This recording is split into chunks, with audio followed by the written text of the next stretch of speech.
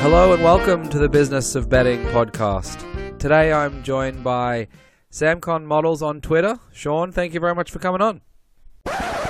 Before we get into this episode, make sure you follow us on Twitter @BettingPod and check out the website businessofbetting.com. Guest suggestions are much appreciated. This podcast is proudly sponsored by Betfair Proprietary Limited. Betfair operates a betting exchange and is licensed in the Northern Territory of Australia.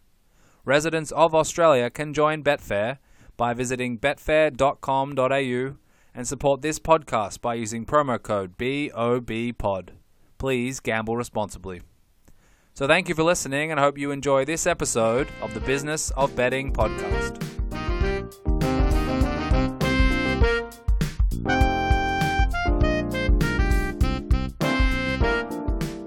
Shawn, thank you very much for coming on.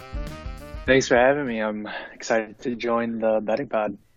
Yeah, it's great to have you on. Do you want to start out by going through a little bit about yourself? Sure, yeah. So I guess I'm a 25-year-old from Wisconsin. I kind of got my start in gambling Twitter with an NFL model with this past season. I began sharing it on Reddit and Twitter starting in around October. And it really caught fire and caught, a lot of attention. Ended up doing pretty well with a 61% hit rate, 18% ROI. And that was actually my first attempt at building a predictive sports model. And this past summer, I kind of was inspired by, I'm sure many know of Barry Horse. I believe he was actually on this podcast before. I was inspired by his work with the MLB, and I just kind of decided, hey, I want to jump in. I want to be able to do what he does and do it for myself. So then I took a crack at it with the NFL, and surprisingly, it went pretty well. And now I'm in the midst of sharing college basketball plays, and then I've built an MLB model for the upcoming MLB season. The college basketball model has been doing pretty well. It's been pretty low maintenance for me. It's not a sport that I particularly enjoy, but for whatever reason, I'm seeing at least decent results with that one as well. So that's a little annoying. Your first ever sports model as a young man, and you go 61% and, high teens to close to 20% ROI. Is that what you anticipated when you set out to do it? No, not even close, because I was very aware that, NFL is a really, really hard sport to beat the books on. They're considered to have the tightest lines. It's the smallest sample size for in terms of how many games are in a season. Quite honestly, I couldn't have probably picked a worse sport to take a first crack at it. So why do you think it was so successful? Do you think it was a large component of luck, or you think you do things smarter than anyone else, or you do things just differently and it worked out this season? Or take us through some of the things that stand out to you. Sure. So I think I attribute a lot of my success to, I guess, my ability to predict where the NFL was going. I kind of sensed this change where there was going to be a big outburst in passing offense, volume and efficiency. And I kind of built my model from the ground up to be able to account for that, and then to also adapt as the season goes on and kind of dynamically weight the importance of various game factors on a week-to-week basis, so that the model was never lagging behind, current team production, and was instead trying to always be a step or two ahead of that. How much of those game factors are subjective, or how much of it can you pick apart with your eyes versus going into the data with last 3 games, for example? It seems like a short period of time to be giving weight. And if it was Pat Mahomes, how long does it take to realize he was good? It's easy to sit back now, but what about throughout the season? Yeah, so in terms of how much of it was subjective, I essentially took 2017 end of season data, used that as a starting point, and then based on coaching changes, scheme changes, people moving or changing teams, new free agents, players drafted, stuff like that, I guess you could say subjectively tried to project forward for teams that wasn't particularly a formulaic process. But then throughout the season, I kind of was very hands off and let the model do the work itself. And, with Patrick Mahomes, he's a perfect example. Before the season started, I had the Chiefs, let's see here, as the ninth best team in the league. In terms of passing offense, I believe I had them. I can actually look it up here. I had Kansas City as the fourth best passing offense. So I did expect big things from Patrick Mahomes, and Andy Reid always does a great job with his offense. But from the start, it might not have thought the Chiefs were as great as they ended up being. But like I said, the model is very adaptable and moves on the go. And I believe it was by the end of their, let me see here, by the end of their week 3 game, it had already upgraded the Chiefs from their preseason ranking of being the ninth best team all the way up to the second best team. And then by 3 more games after that, they were upgraded to the best team in the league. And they held that spot in the model until the season ended. Wow. Okay. So in terms of the adaptation throughout the season, how much of that is pre-programmed in the off season and you allow it to do what it's supposed to do versus you going in and making any substantial changes that might impact the outputs? Yeah. So before the season, I kind of came up with this formula that first it would take it would take the data that I would put in, and then it would assign almost kind of like a category rating for 5 different categories that I identified as, kind of my building blocks for the formula. And it was basically pass offense, pass defense, rush offense, rush defense, and then special teams. And what it does is it looks across the league at each team and their performance in each category and sees how much performance in that category correlates to overall team strength. So then what it does is it helps determine a formula that gives a correlation coefficient to each of those categories. And then it spits out an expected wins total number for the entire season. And then the great thing is as there's new data every week, all I have to do is update the underlying data, and the model is taking that data and it's evaluating it every single week. And if it sees that, pass offense is leading or correlates more with team strength, then it's going to adjust and increase the correlation coefficient that goes with pass offense in that formula. And then it'll bring down the weights of, other categories that are proving not to be as important when it comes to team performance and team strength. I see. That's not something that every 25-year-old can do or someone building their first model can do. How did you build that skill set to be able to do that? Honestly, it was a lot of reading, a lot of iterative work.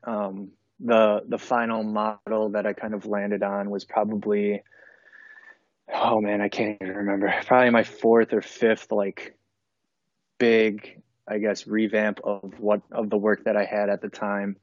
And then I don't know what really determined or what helped me determine that was the spot I should stop at. But after seeing the first couple of weeks in action, I could kind of tell I had something special, especially seeing, these team expected wins numbers change dynamically based on their performance in each of those categories. I knew that, there was a pretty good chance the model was never going to fall behind, and there was a good chance it was always going to be one step ahead.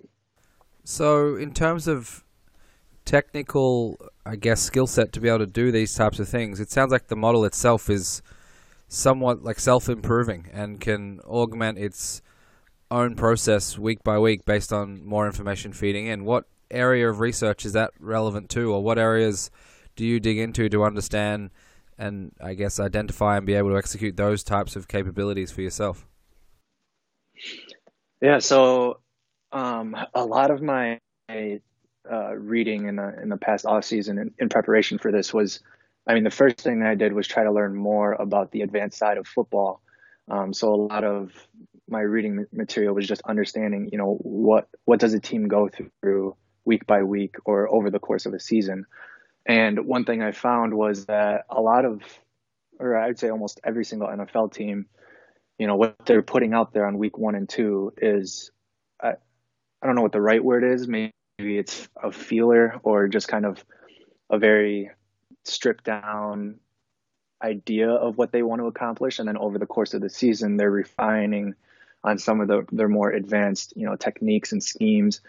So, with that in mind, I figured I had to build something that could, identify those changes and those developments. So then with that in mind from the start, I kind of made sure that every part of the model could kind of cater to that season-long development that each team goes through. Yeah, and to take it back sort of 5, 10, 15 years, people probably had power ratings and they updated them week by week based on what they saw on the field or what they noticed in box scores or even through advanced statistics. It sounds like yours is dynamically changing with that new data and with that new information, the inputs and then those different coefficients. Is that machine learning, or is that how do you sort of talk through that when you talk to other people with the technical expertise that you have? Yeah, I mean, I wish it was as cool and comprehensive as machine learning, but it's honestly just it's constantly using linear regression for people who are familiar with that idea. It's just using linear regression where I kind of identify what I like to call anchor metrics, which are the metrics I choose that define team strength. And then I have underlying metrics, which attempt to, represent,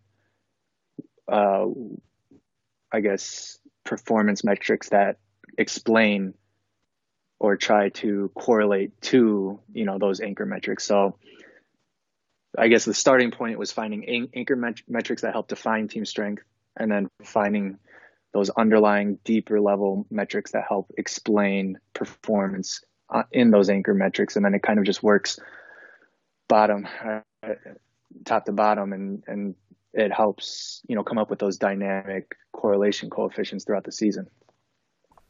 How long did it take to figure out the right anchor metrics? Not too long, because I kind of settled on my anchor metrics and just kind of decided this is what I'm going to stick with for now. And then I'm going to build the underlying supporting structure that helps explain those metrics, because I was pretty convinced that what I was using was pretty indicative of team strength, just based on historical data and historical performance of that data and how it correlated with team performance and whatnot. But I will say that although I did have pretty favorable results with the anchor metrics I used this past season, I've already looked elsewhere, and I will very likely be changing my anchor metrics in some form for the 2019 season. Is that based on construction of regular offenses now, or rule changes, or personnel groupings? What are some of the things you look at when you're identifying what the right anchor metrics might be moving forward? That's actually a really good question.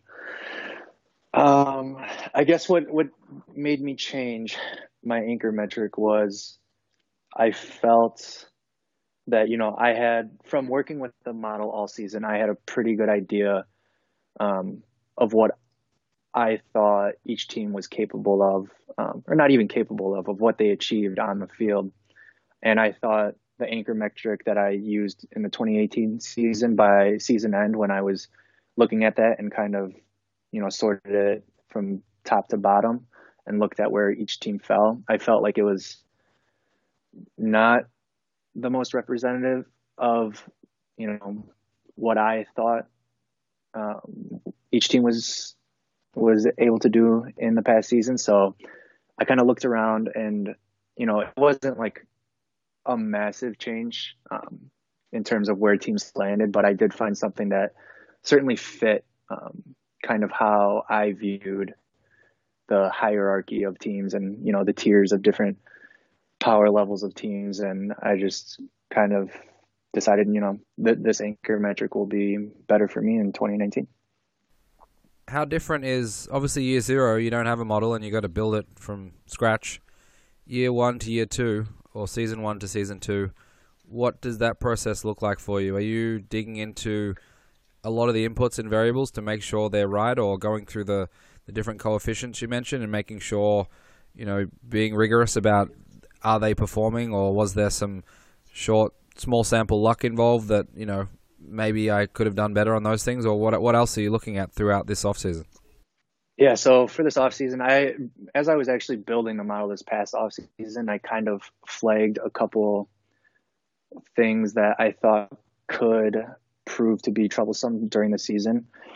And I kind of monitored that as the season went along, and big ones that I had flagged as potential problem areas ended up popping up as such. One being Thursday night football games, which the model seemed to struggle with throughout the entire season that I allowed it to play on that subset of games. So I believe it was by the end of week 9, I had actually removed that entire set of games from model consideration. And then the other was high point spreads for underdogs.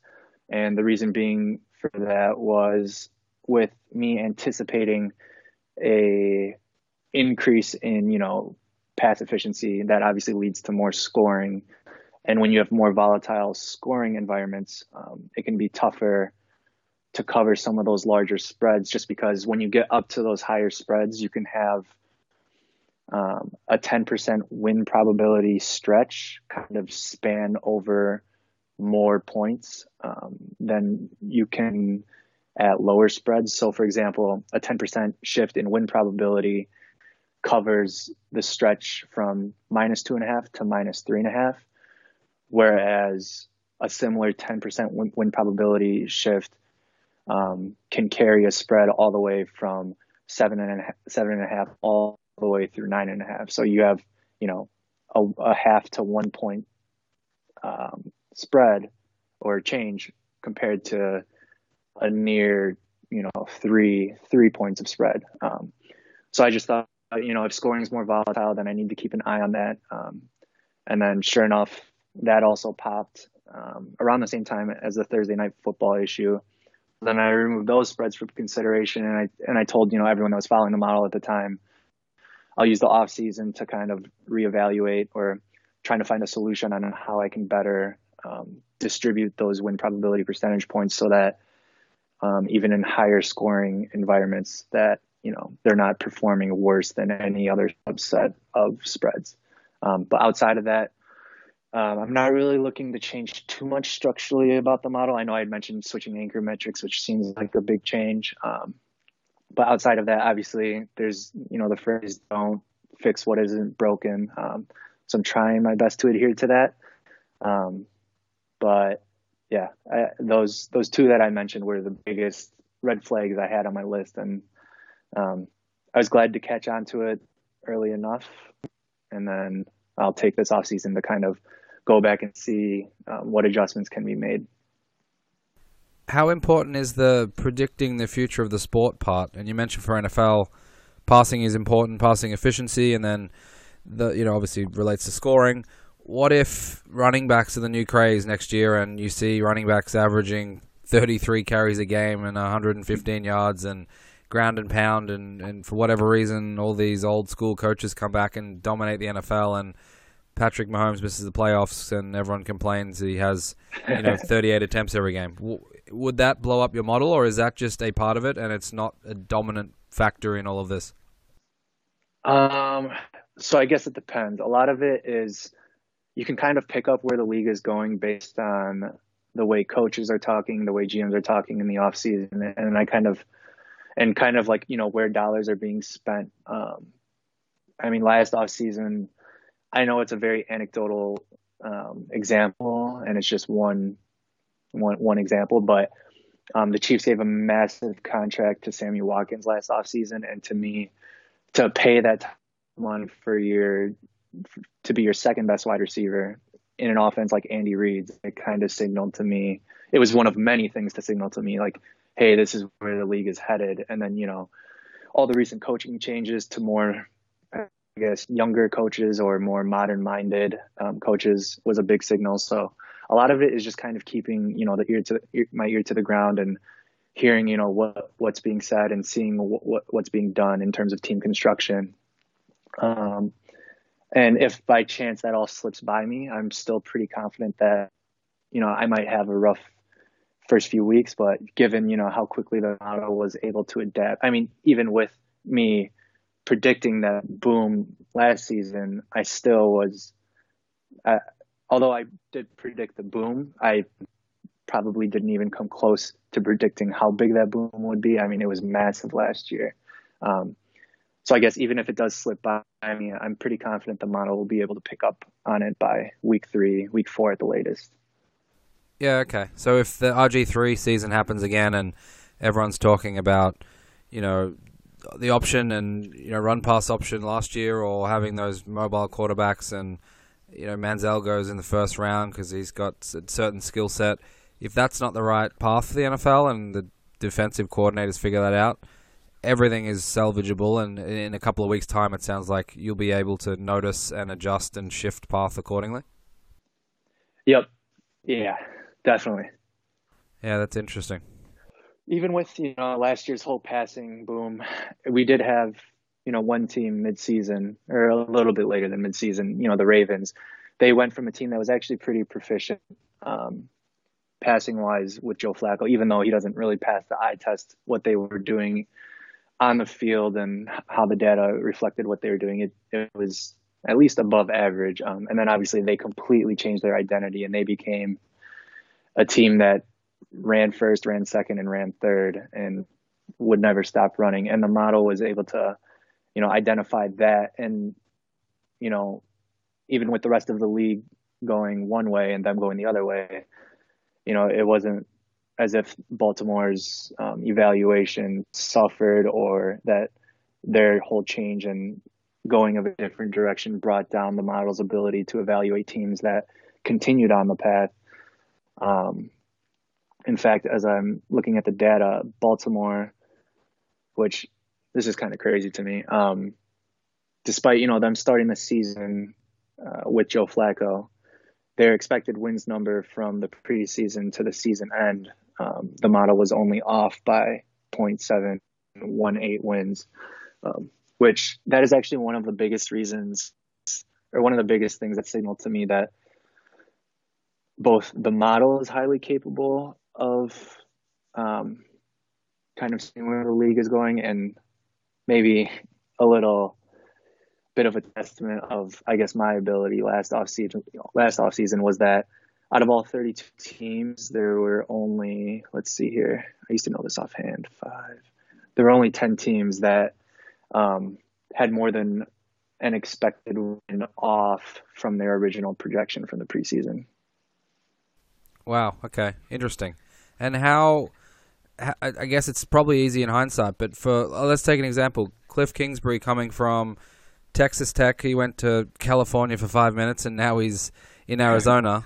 Are you thinking about him as a coach and what that means, or are you thinking more broadly and league-wide in terms of, all right, no one's paying running backs big deals, they're going to rely on rookies as well, those type of Nick Chubb's type season, Kareem Hunt, he's going to be there next year, or what type of, you don't have to give away what your predictions for the future are in the NFL and how that might shape your model, but in terms of the granular details like Kingsbury or the more broader concepts, what are you eyeing for the seasons to come?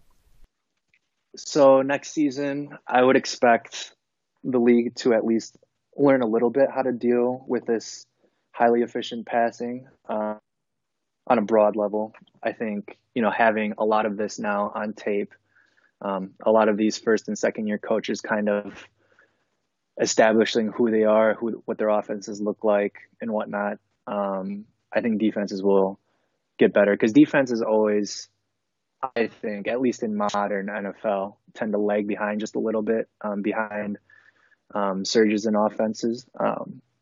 So I do think we'll see a slight scale back in terms of offensive production, especially on the passing side. On a more micro level, like you said, with Kingsbury, I haven't done too much work with the model yet, but just from what I know of him and his work, he does seem to fit that mold of, young coach with dynamic offensive ideas. So I would expect, especially with how brutal Wilkes was for the Cardinals last year, I mean, it'd be hard to project the Cardinals being any worse than they were on that side of the ball. But yeah, kind of, I guess to answer your question more broadly, I do look at, league-wide landscape. So trying to account for scheme changes and what a coach is bringing to a team, kind of their offensive philosophy. Like me, I'm a Packers fan, lifelong Packers fan, and we hired Matt LaFleur in the offseason. And obviously, I know more about that situation because I'm a fan of the team. So I guess I can speak more to that situation. And I got to say, I'm not very pleased with where I think the team is headed. I don't think Packer fans will be happy by the end of next season with where the team ends up. Would you have preferred to keep McCarthy? Oh, that's so tough because I've been on the fire McCarthy train for so long. I was like, it was directly after that NFC Championship game choke against the Seahawks. I was immediately on. I mean, even before that, I was pretty iffy on him and some of his play calling decisions. And that game was really the straw that broke my back. But of course, it then took 3 more seasons for it to actually break enough people's backs to get him out. I guess just for the sake of change and providing a new look, I'd rather have LaFleur, despite of what I think he's capable of and what he's going to try to do with this team. Yeah, I mean, I don't know. I hate to rag on McCarthy that much. Obviously, he's a professional football coach. I'm sure he knows what he's doing on some level. For what it's worth, I think he's fantastic at quarterback development. So I think if he ever finds himself in a coaching position again, I think pairing him with a young quarterback again would be the best use of McCarthy's talent. But yeah, I would much rather, despite my gloom, I'd rather stick with LaFleur at this point. Interesting. So tell me about the model, the one season so far. Looking at the results, did it skew one direction with a team or a division, or were you high on, young quarterbacks with dynamic coaches like Andy Reid and Sean McVay and those types, or were you pretty happy with the way the model performed across the board and generally it was just 61% is fair across the board, or was it 70% in a couple of areas and 50-ish% along the rest, if you know what I mean?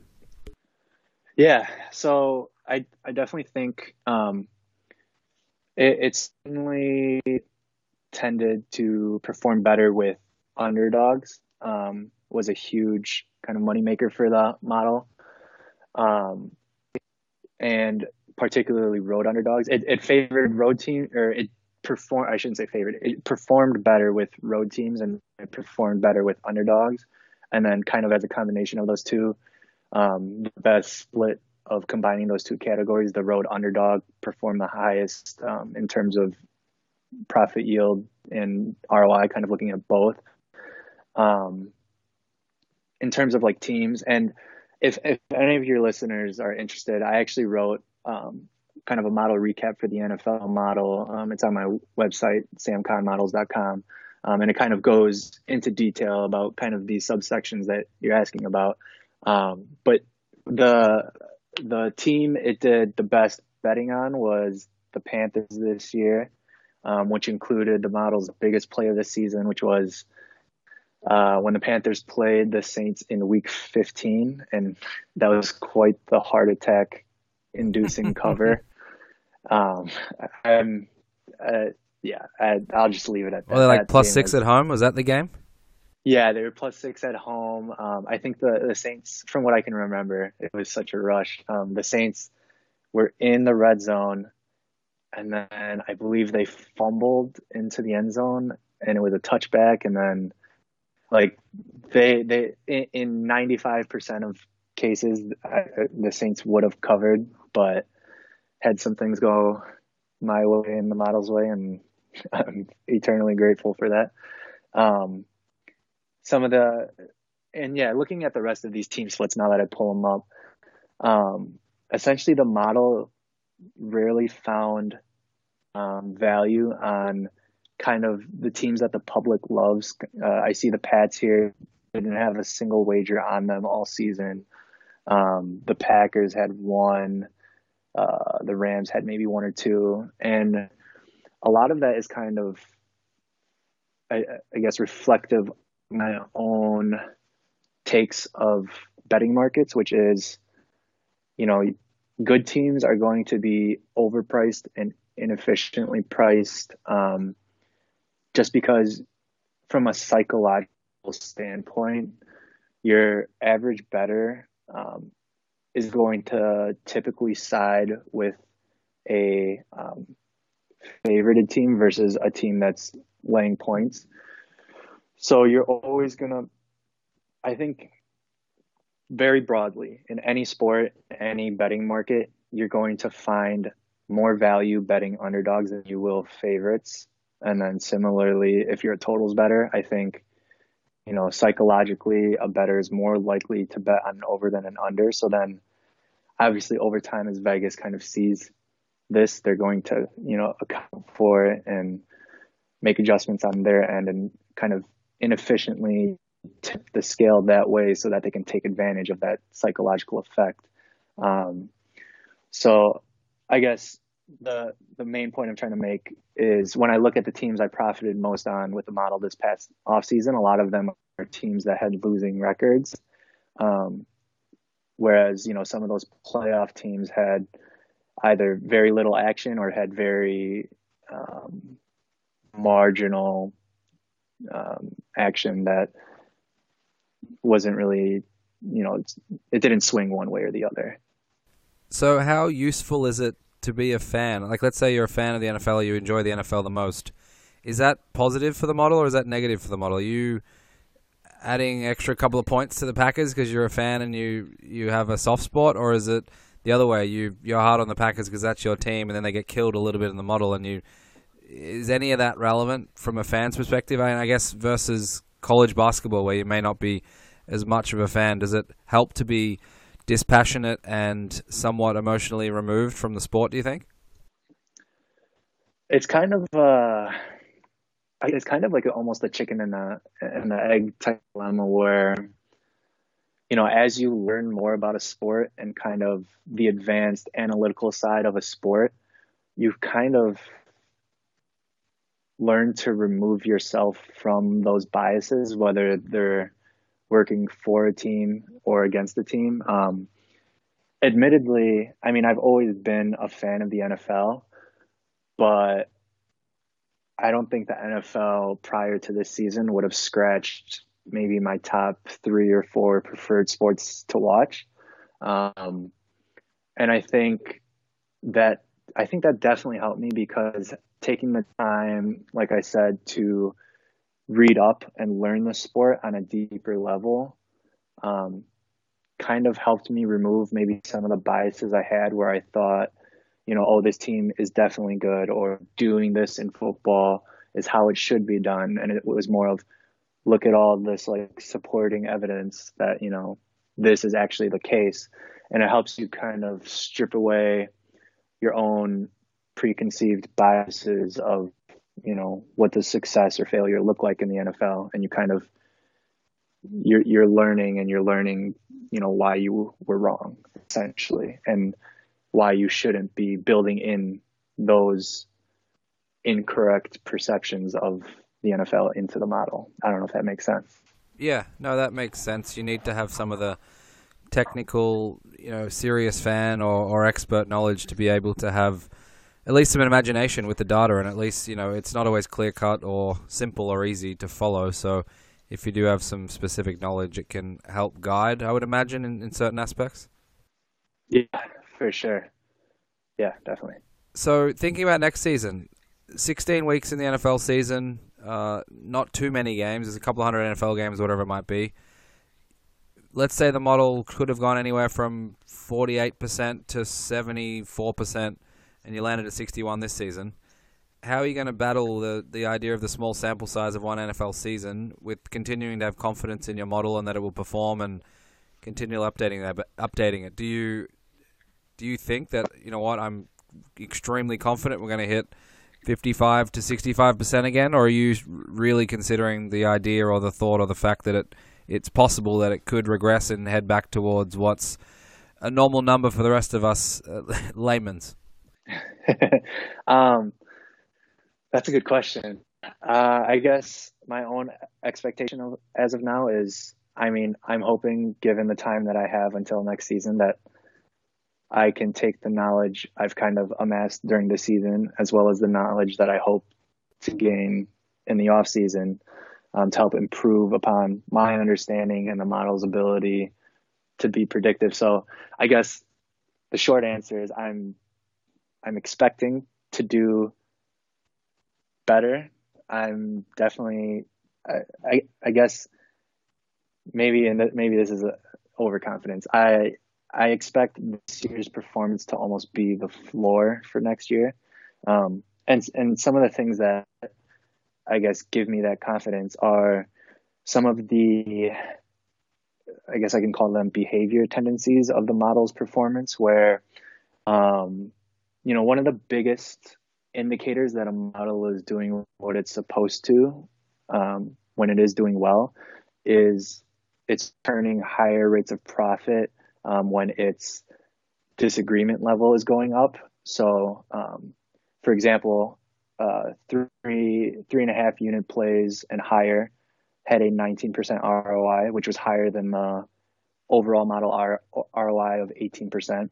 And then taking it a step further, 5.5 unit plays and higher had a 21% ROI, which is higher than the previous two. And then taking that a step further, 7.5 unit plays and higher had a 23.5% ROI. So you can kind of see that as you step up that disagreement level, the model is returning higher levels of profit, which is one of the golden signs that a model is doing what it's supposed to be doing. Because if you perform worse, the more a model disagrees, then your results are likely just a result of variance. And like you said, you're probably more due for regression than you'd like to hear. But that was certainly, when I was doing my season end analysis of the model, that was definitely the number one thing that caught my eye and kind of gave me reassurance that I should at least expect equivalent results for the upcoming season. Interesting. Let's talk a little bit about the betting side then. How did you approach it when you built the model and you got a week before, the last preseason game, and you were all ready to roll for week one? What was your thought process behind how to utilize the performance of such a model? Another great question. So I guess, were you going to take a wait and see approach and see how it went for the first couple of weeks or months, or were you going to dig right in because you thought, yeah, you know what I mean? Yeah. So yeah, I kind of went in knowing that if there was a prime earning period for a predictive model, it was going to be at the beginning of a season, because that is hypothetically when you're going to disagree most with the market. So I just figured, you know what, if I'm not confident to put my own money on it, but I'm expecting it to do well, then what does that say of me and my actual belief of the model's ability? So I actually, I fired away on it personally. And then I gave it a few weeks before I started sharing it publicly. But yeah, the first few weeks were some of the model's highest earning weeks throughout the season. How difficult or different or easy was the betting component? Were you literally just getting a number and checking the market and placing bets when you saw a large enough deviation, and you might have had some, staking theories behind it, but generally it was a pretty robotic process? Or were you using some gut feel and some intuition and some, watching the markets and the odds move type stuff as well? Yeah, that would have actually been the second largest subjective element of this entire experiment, was deciding when to kind of, pull the trigger on a spread. it definitely wasn't, like an automated process.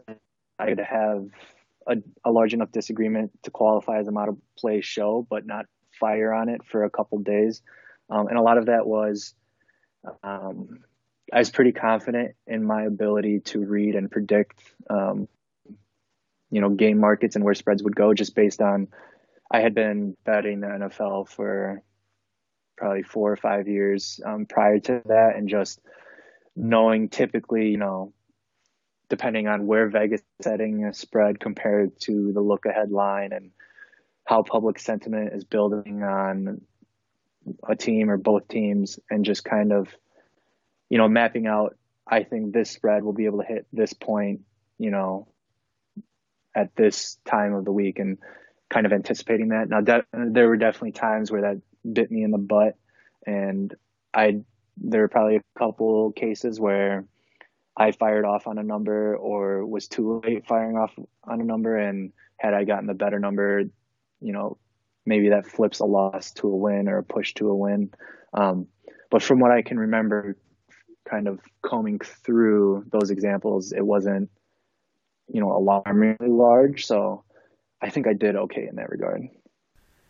So how aggressive do you feel you can be with your NFL betting this season, given what you know now with performance last season, especially what with the discussion around as your confidence grew in a disagreement, your performance essentially grew or was better? Are you feeling like you're going to open the shoulders a little bit and be a lot more aggressive, given, I'm guessing as a 25-year-old young man, there's plenty of other options if things go pear-shaped quickly and it might be worth the risk? Or are you thinking 10, 15, 20 years down the road and protecting your bank with, both hands and both arms and your whole body? That's actually a really good question. That's something I don't think I've been asked yet. I think I'm one of those bettors who, preaches day and night about bankroll management. So as fun as it would be to kind of, push all the chips in, I don't think I'll do that. I think I'll stick the course and, stick to what a unit is to me, and, scale that with the disagreement levels that come with how the model works. But I mean, who knows? Like I said, I have this college basketball model in progress, and the MLB model coming up. And if those do well, and, my bankroll that I play with grows significantly, then obviously I can adjust what a unit is in terms of bankroll and potentially bet bigger. How difficult was getting outs for you, given performance is good? Anyone who's tracking the model or is tracking the performance of your bets, for example, like you are, they would see that it's a really valuable model. Are you having issues with that yet, or do you think you're going to encounter those types of issues, or have you thought through that process at all? I don't think I ran into too many issues with outs this past season. I think by the end of the season, I don't know if it was just my brain playing with me or maybe my internet was slow, but it almost felt like every time I went to go press confirm bet, it took just a little longer, as if like someone was, reviewing what I was doing. There were definitely, by the end of the season, instances where like I said, I would try to subjectively decide when to fire off on a spread. I would watch a spread kind of be stuck in for a solid 24 to 48 hours. And then as soon as I would release a model play to my followers, that spread, or at least, the juice on that spread was moving within 2 minutes, which was, like that's a pretty big rush in and of itself. I obviously have no way of telling if I actually caused that, but, it was nice to think. It was nice to think that it was the model doing that. Yeah, I'm sure there's some traders listening who are giggling to themselves and probably know a lot more than I do anyway. But on the bankroll management, what are some of the pillars that you rely on? If you've thought about it a fair bit, it sounds like you've given it some conscious thought. What are important to you?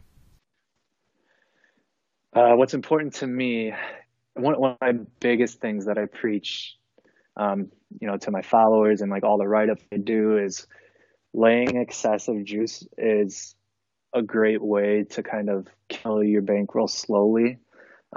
It's kind of like a death by 1,000 cuts. I'm a big proponent of selling points or half points to lower juice. Nitrogen is a great book for that. And there's plenty of books that give you the option, but I think it's incredibly important to have a book that gives you that option, because I get so many messages daily about, hey, you tweeted it out or you shared that the model plays this. I can't get that number, or like I can't even reduce my juice if I wanted that number. And I can't preach enough, having a book that allows you to sell points is invaluable. And for anyone that gets deeper into betting, you'll either generate data or come across data that heavily supports, the notion that laying less juice over time is going to save you and make you a lot more money in the long term. Outside of that, I still do it. I think 99% of bettors still do it, despite what they might say. Degenerate betting, like, those small bets we all throw on the side just to have action on something or just to make something entertaining.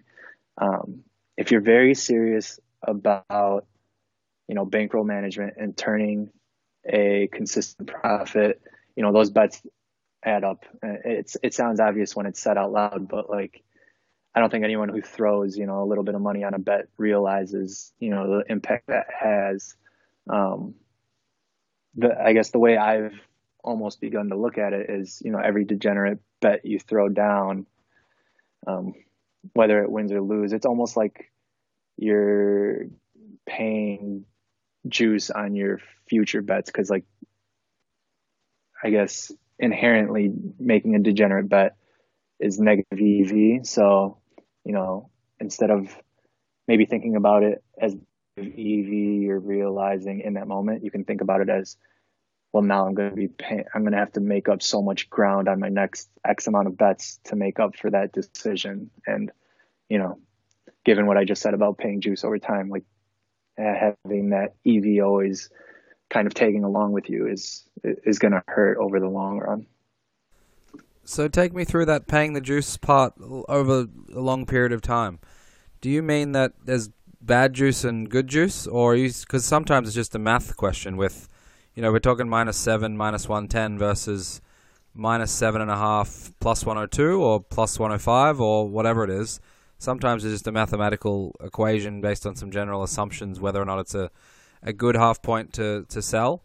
Or are you saying that just generally you'd prefer to lay 105 versus 110 every time type situation? Yeah, so it's a mix of both. My personal juice tolerance level is typically around -105. I hate paying -110. It eats at me every time I do. I would consider -110 my upper limit. I think there are maybe, let me actually look here. I think I have it open.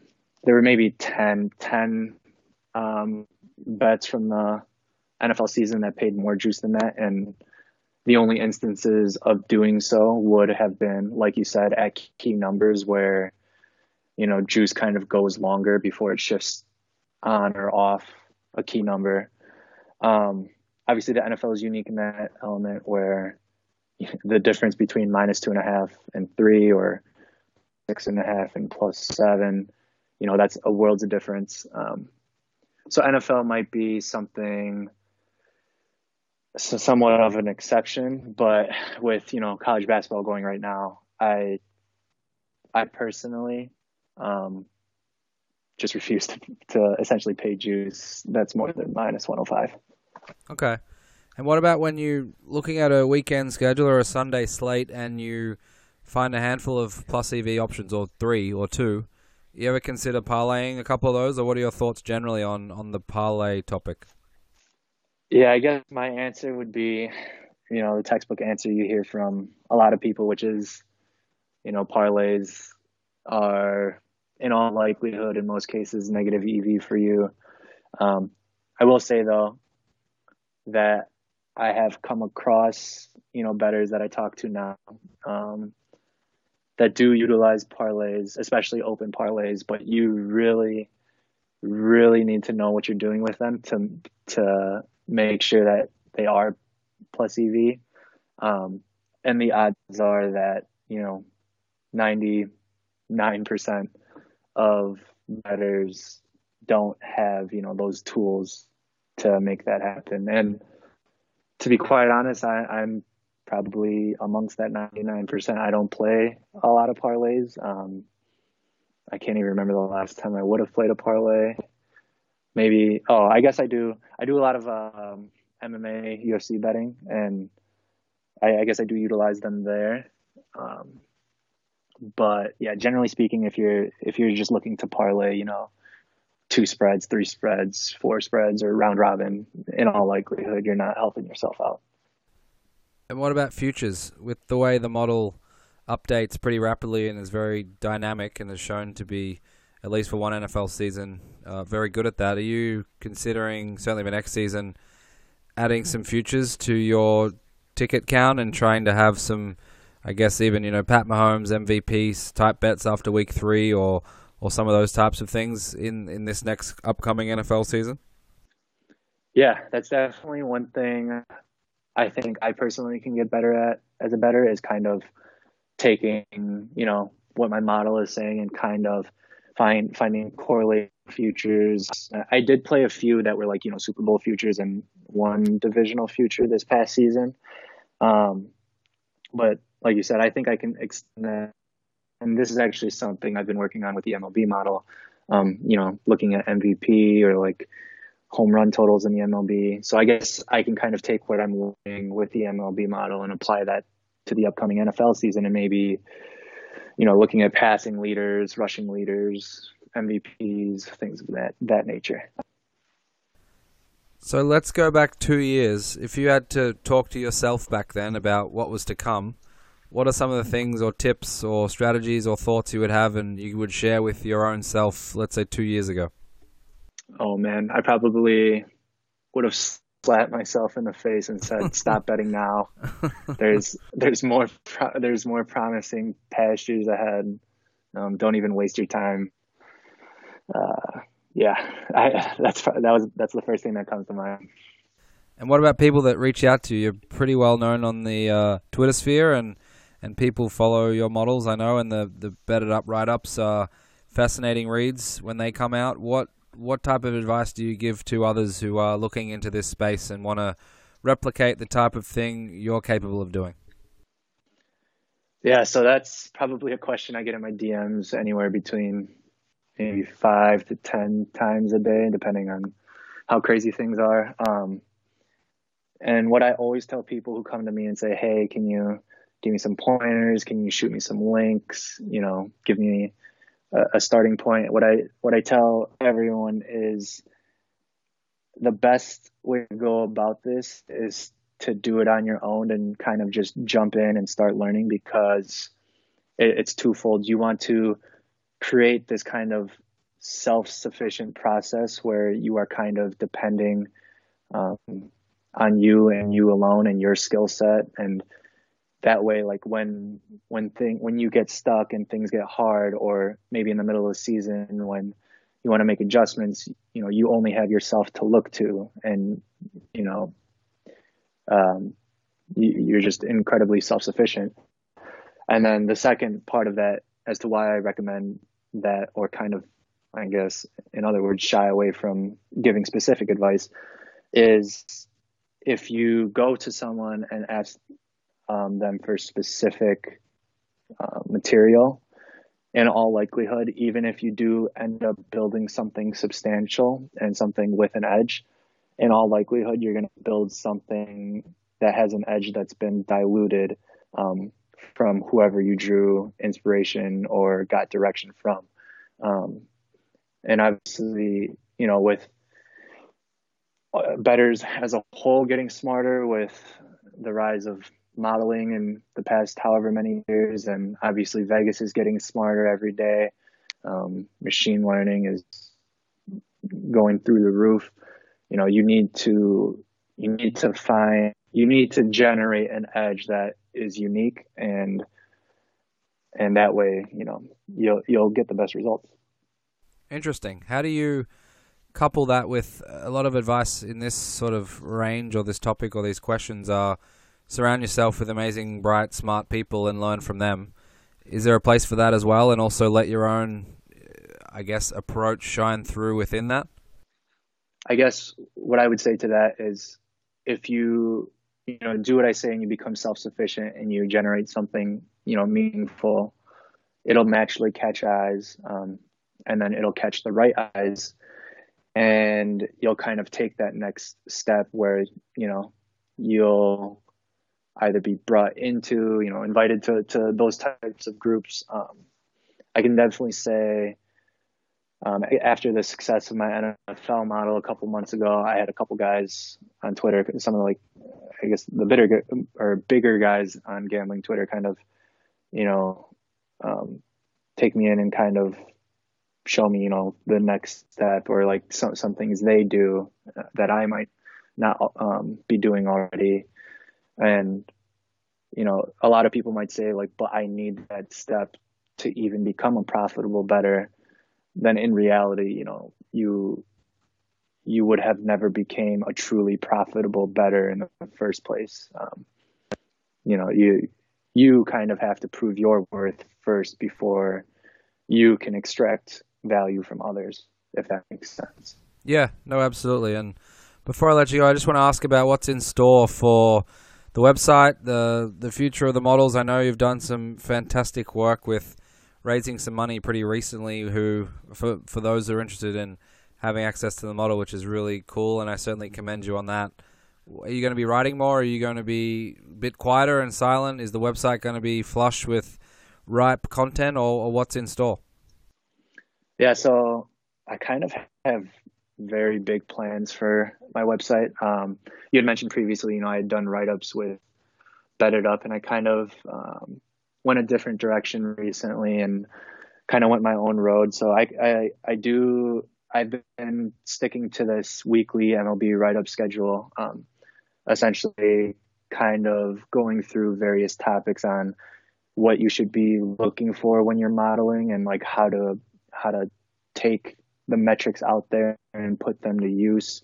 I don't, necessarily tell you the commands and programming, the programming elements, more so what's out there, how to apply it. I definitely am trying to build my website from the ground up. I kind of wanted to serve as a hub